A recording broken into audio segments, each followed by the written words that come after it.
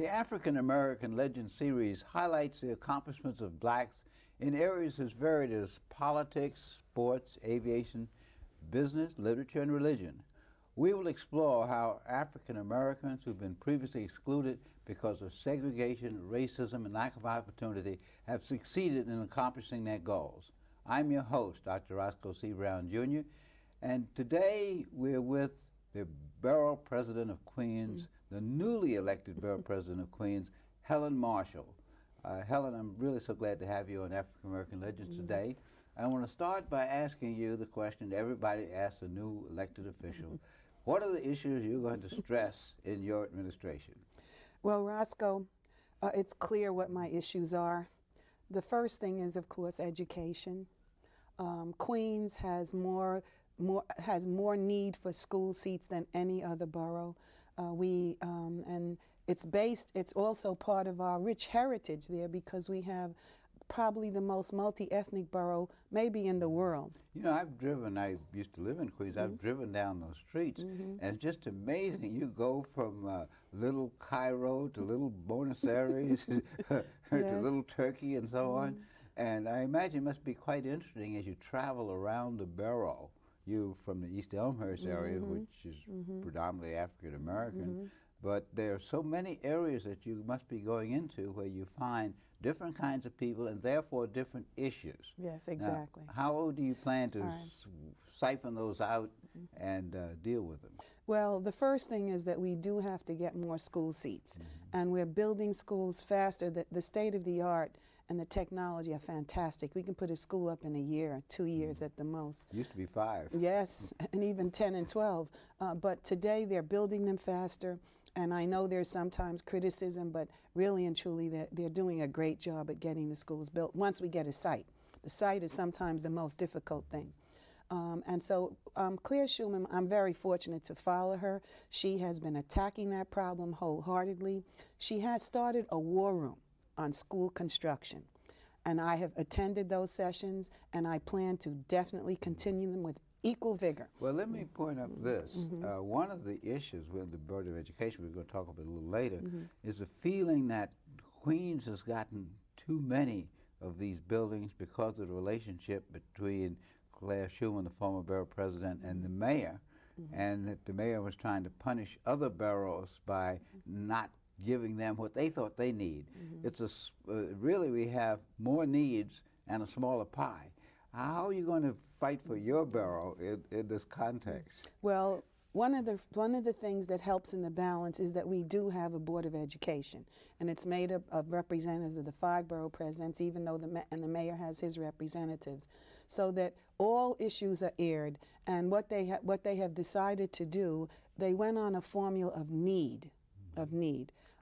You take, for instance, Staten Island, they will have an excess of seats in 10 years. Queens will be crowded. Even with all the schools that we have, we're still going to be overcrowded. So that whatever it takes to get it done, and I think that was Claire's attitude, let's do it, because we definitely need to get I have visited schools. Roscoe, many of these little children come into our schools, not one word of English is spoken in their families. So they've got to learn English, and then they've got to be educated. And we have a compulsory education law in this state, which only you could be more aware of it than anyone of how important it is. And in one of my schools, the classroom is the hallway. The little children line up with their seats. They use a clipboard for their desk, and the other half the children can still pass by them. The vestibule between the outside door and the inside door, the children are on one side and the teacher on the other. And this is in a mini school. And in addition to the mini school, there are all these independent standing classrooms, trailers, where the children are learning.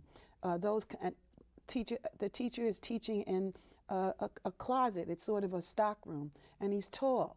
He can't stand up because if he does, he'll bump his head. He has to sit down, and he has about 10 students in that room.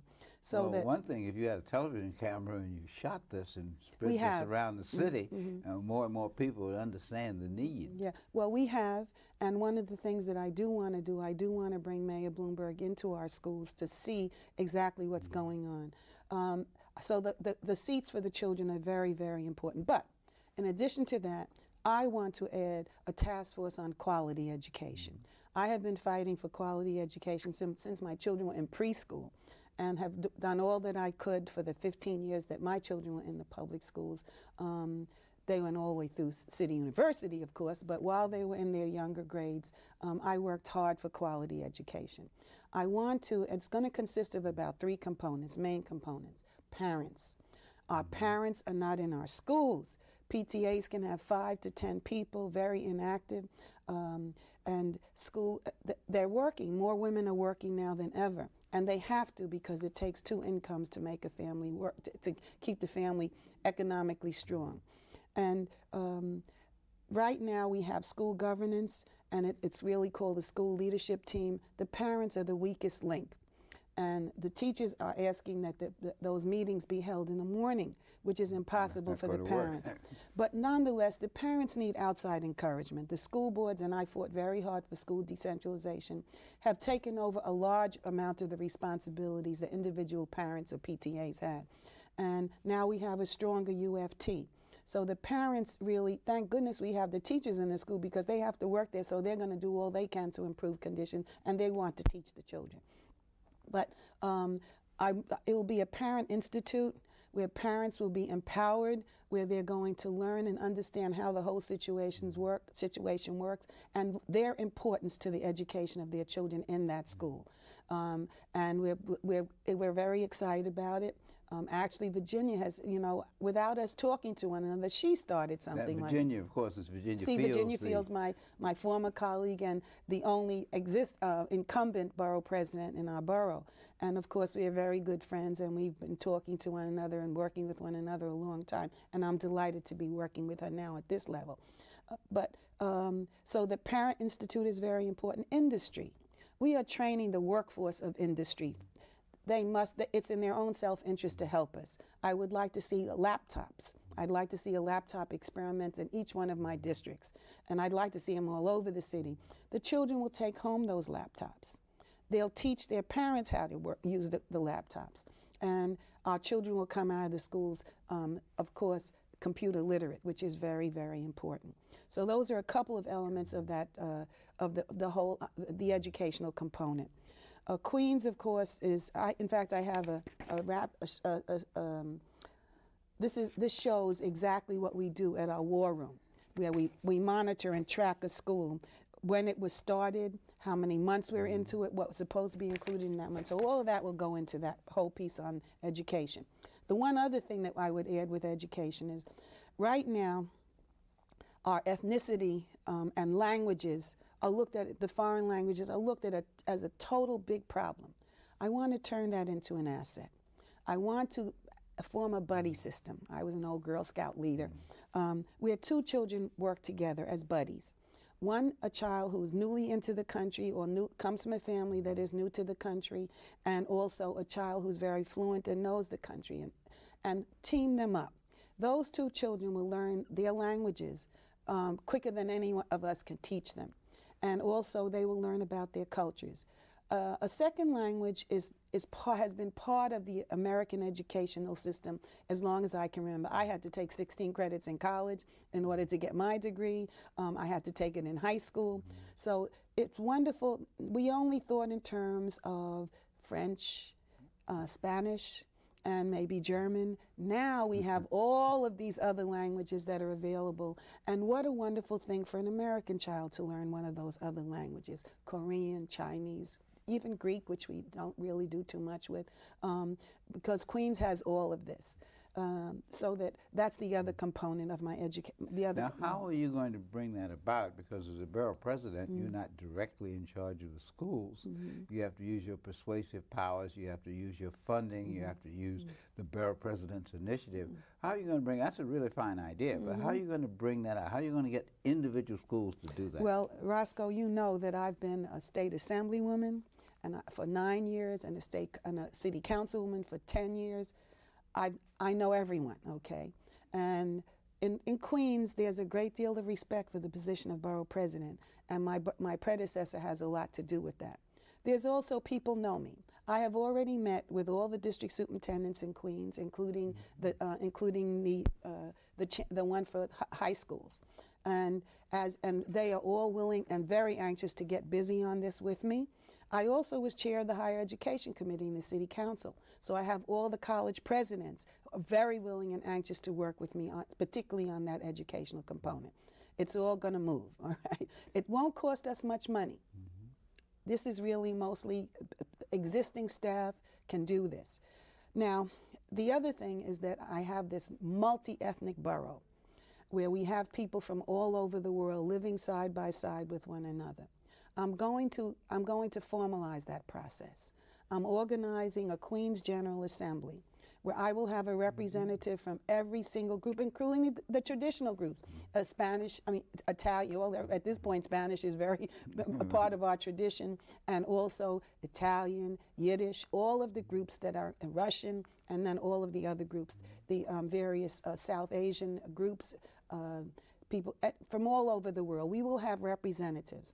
I will give them expert staff, and they will deal with some of the problems that do occur when you bring people together to work out those problems. Right now, we're snatching here and there, trying to work out these issues, but let them sit and let them work it out. And we will give them staff to direct that discussion. Your approach reflects the fact that you have been in the legislative process for a lot of years. Yes. And in order to be a successful legislator, you have to communicate, you have to interact, you have to sometimes trade off. And one reason why you were elected with such a great plurality is the experience you've had and the reputation that you have. There are some hard issues, however. There are issues where one group is placed against another, one community against another. For example, land use. The question is, should a megalith of a corporation come in and build one of these large warehouses? Where should that be built? When there's going to be a new factory, where is that going to be? When it's going to be a new hospital? How are you going to address those land use issues? Well, I'd just like to add one other thing about my General Assembly. It will also, they will enjoy the richness of one another's culture. That's one of the probably the best benefits. Exactly. And right now, I am just delighted that I've had the past experience, because as I venture into this, of course, I can see things that we can do and things that don't cost us a lot of money. And a way of bringing all these, all of my experiences are being used right now. And I'm very happy that I have had that experience as I walk into things. I am a very creative person. I have a lot of ideas, but I am also guided that I don't have much money to work with. So, and that's not unusual. I mean, I've been dealing with that all of my days, and especially as an elected official. Land use is key and important because Queens does have land. And development we're ripe for development in Queens. And we have a number of developments that are going on right now in the Rockaways, in Queens West, which is on Long Island City, College Point, Southeast Queens, around the air train. And yes, problems do arise, but what we have to do is evaluate all of the problems and evaluate the value of whatever it is that we're trying to bring to the community, and try to work out the kinks. And that takes negotiations, and fortunately I've had a lot of experience in that. And we have to look out for the good of the borough. What do you think about a new stadium for the Mets?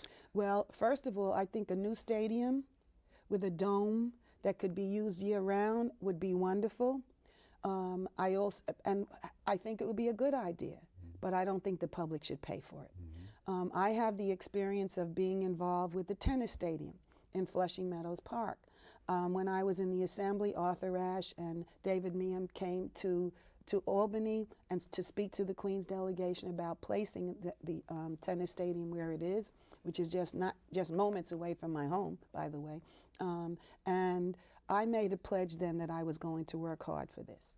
The unique thing about the tennis stadium, it was built by the Tennis Association themselves. We gave them the land, which was a big piece.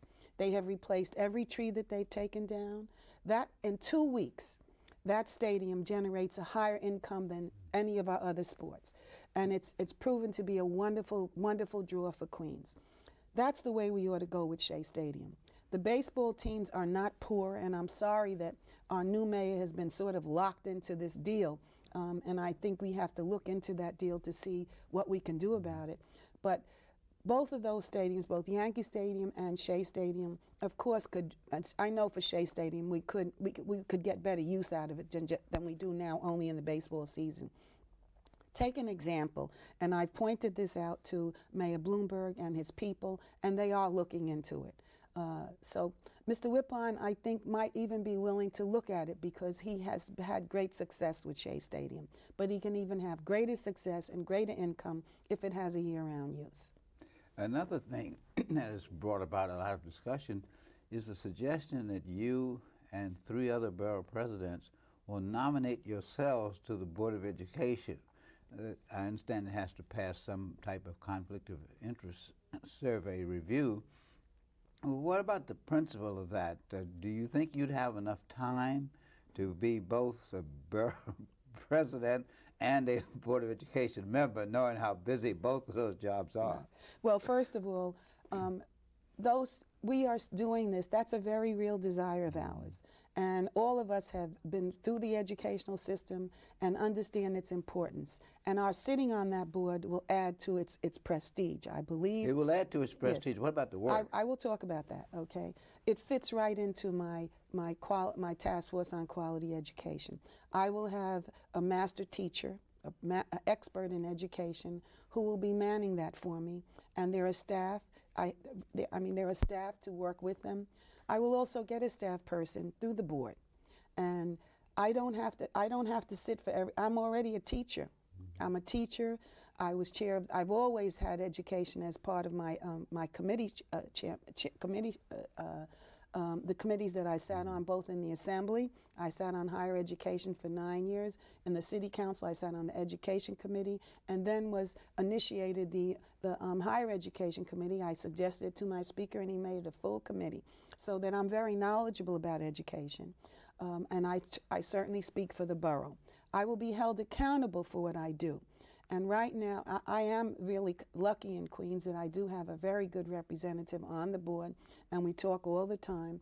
And so that, it's kind of hard. That makes it kind of hard. But I think the overall idea is one that should be adopted. Well, it will bring strength to the Board of Education. Well, you developed a scenario slightly different than sitting in every meeting. Mm-hmm. One of the things we know is that Board of Education members presently sit in practically every meeting, and also they get paid for it. Mm-hmm. So therefore, you wouldn't get double pay. No, we would not accept but you would pay. Use that extra money to hire a representative who could sit in some of those meetings. So that has a certain amount of value to it.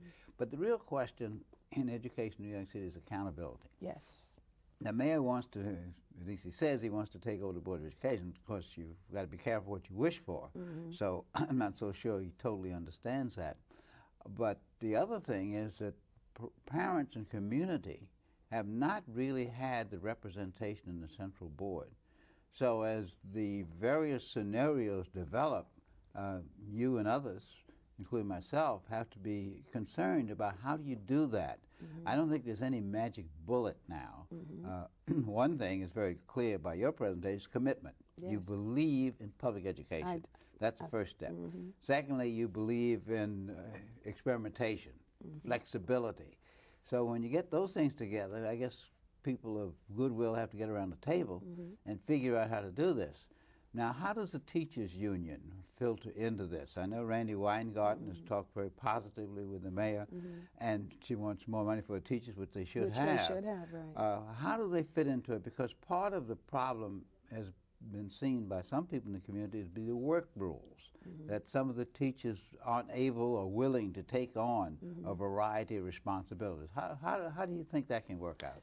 Brasco, first of all, I want to say this. The fast track to quality education is excellent teachers. A teacher can make education. I am supportive of teachers. I want them to get the right salary. Right now, we are the training ground for the teachers that go to Nassau and Suffolk County or any place in the suburbs, because they work in our schools, we train them, and then they leave. Good programs are not replicated by the Board of Education. I know because I've been involved in a number of them. Thank God they still exist. Even the Louis Armstrong School, which was a school that that's the school that I brought the colleges into. I brought Queens College into that school. It's still there. We need more programs, just as college now reaches down into our high schools. We need to involve our colleges and our schools of higher education with our public schools. I'm trying to answer all parts of your question. On the mayor's takeover of the Board of Education, I remember when I was in the assembly and Governor Cuomo brought a group of us in to try to convince us to give Mayor Koch control of the schools. I like Mayor Koch, but no, we refused. David Dinkins, and you know that I certainly supported David Dinkins, he wanted control of the schools. And I said, no, David. I said, you're fine, you're a good mayor, but still in all, there must be a voice of the people. Now, and then Mayor Giuliani, with that, he did want control of the schools, but he really took control of the schools. He had his power. We've learned how far the mayor's power can go, even within the structure that we have right now. To eliminate the central board, also the move is to eliminate community boards. There must be a public voice. There must be a public voice. Education is supposed to be autonomous and away from political influence. Yet we know that political influence is very much there now. To take away the Board of Education, to take away the local school boards, would the mayor, and it would just become another city agency. If that happens, we will be one of the only cities in the country, and we're the most complicated and biggest city in our country. To do that would be something that's not done anyplace else in our country. People experiment here and there. There must be a voice for the people. And I worked very hard for school decentralization, and I was a very active parent in my children's school. And before we had community school boards, it was between the principal, the parents, and the district superintendent.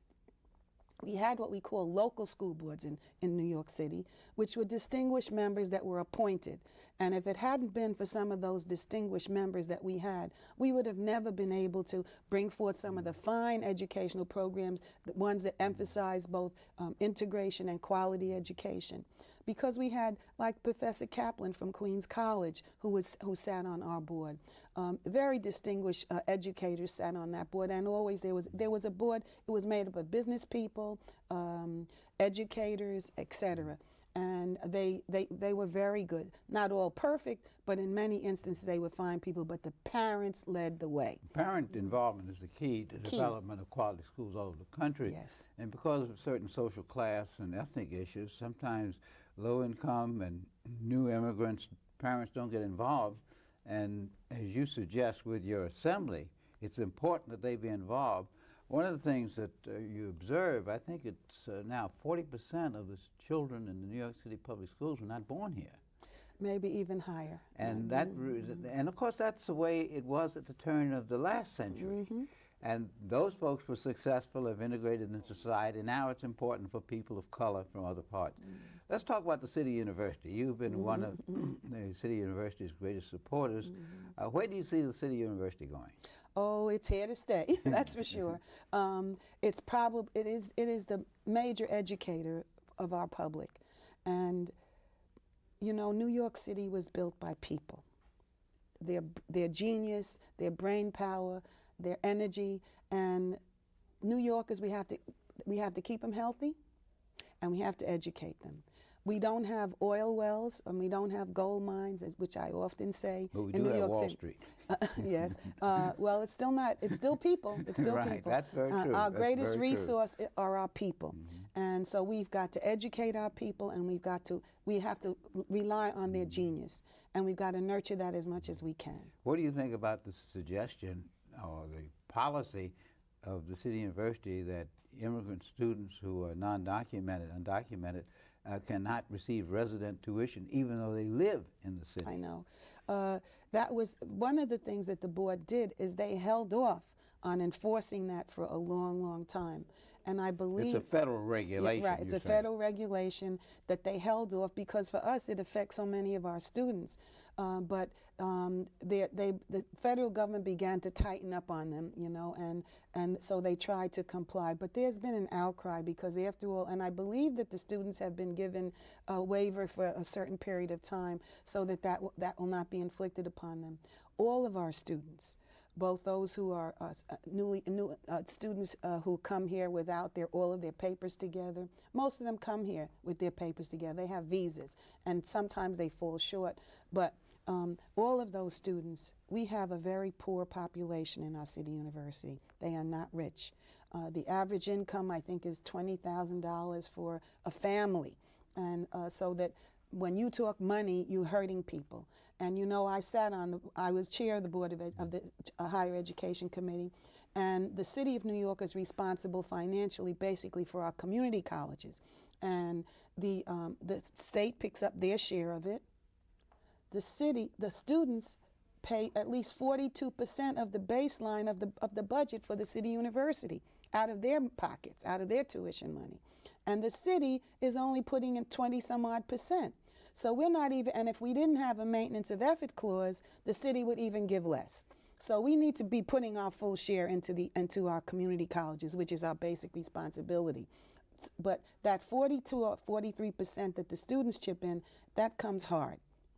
And so anything that would increase their fees would be very difficult.